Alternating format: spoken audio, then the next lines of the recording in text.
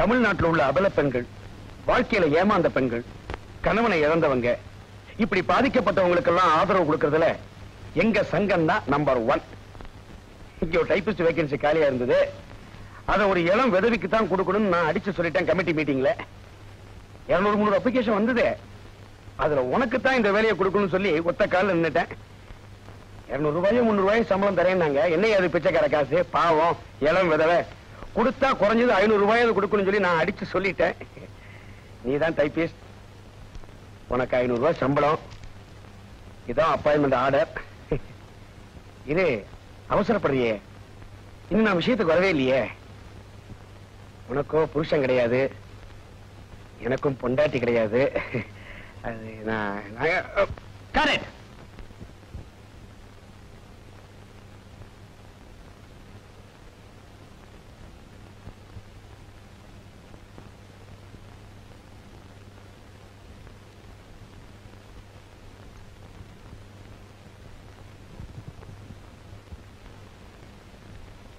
ஆண்டவனே,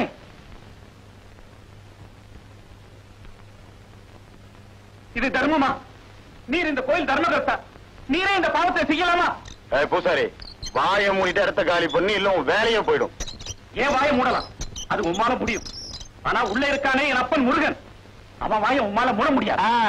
அந்த முருகன் வாயை மூடுறதுக்காக தான் நாளைக்கு அவனுக்கு பஞ்சாமிர்தத்தை அபிஷேகம் பண்ண போறேன். அதுவும் என் சொந்த செலவுல. புரியுதா? என்கிளாப் 36/1 take 1. Correct. Okay, Sedu. Okay, sir. 27/5 take 1. Iceberg Industry. Down, down. தொழிலாளர் ஒற்றுமை. നിങ്ങളുടെ ഫാക്ടറിക്കാരിലെ ഈ പാവപ്പെട്ട തൊഴിലാളികൾ തങ്ങളുടെ രക്തത്തെ ചിന്തുന്നത്. പിന്നെ എന്തിനാണ് 12% ബോണസ്? ഞങ്ങൾക്ക് മിനിമം 20% അത് കൊടുക്കണം, ഇല്ലെങ്കിൽ സ്ട്രൈക്ക് ചെയ്യും. ഫാക്ടറി ലോക്കേറ്റ് ആയാലും കവലയില്ലേ. അത് ഞങ്ങളുടെ പ്രിൻസിപ്പിൾ. മിസ്റ്റർ നാരായണൻ, வைஸ் மேக் இண்டஸ்ட்ரீஸ் வாழ்க. தொழிலாளர்கள் ஒற்றுமை அது ஒழிக. Managing director Gopinath. ஆறானத பட்டி? ஐயோ, அது நீங்கள் இல்லே, நீங்கள் கண்டிப்பாയിട്ട് வாழணும்.